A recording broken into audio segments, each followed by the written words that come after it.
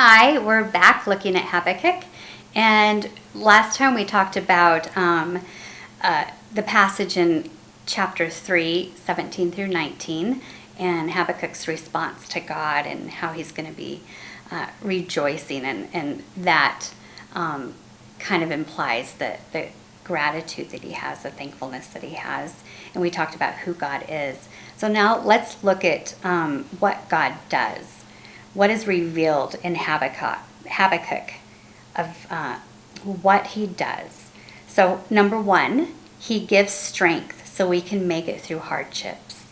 Number two, he provides what we need to rise above negativity, discouragement, and even bitterness. Okay, because bitterness can grow when you're in the midst of crisis. Things are revealed in your heart, but also sometimes if we don't want to look at those things, we can tend to get bitter, and that can really shut us down and harden our heart.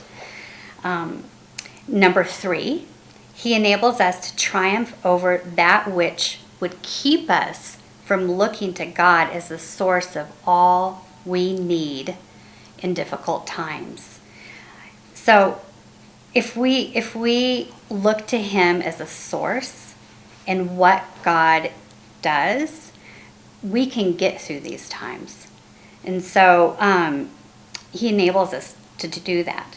He gives us kind of that, it's kind of a supernatural gift that he gives us, and that we can look to him, and he's going to help us get through these times.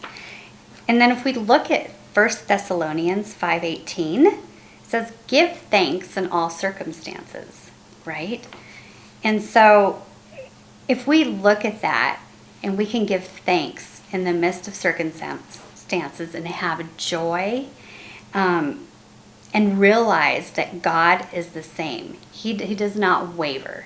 He loves us in all ways, through all times. He's the same in the Old Testament as the New Testament, and he is with us. He's for us, and he's going to give us what we need. And if we have the understanding of who he is and what he does, that is a great revelation to have. And it's one of our weapons, really, to make it through. It is a weapon, knowing who God is and what God does. So remember, God is the same yesterday, today, and tomorrow. His character and abilities do not change. He continues to work on the behalf of his people. Even in the midst of crisis, we can now rejoice in our God. And we can always give him thanks. And he's waiting for us. He's waiting for us to be at his feet and with gratitude and joy and thankfulness. So I hope you look at Habakkuk and you can pull these golden nuggets out in the midst of some heavy stuff. It is a short book, but I do encourage you to look at it. Thank you for joining me today.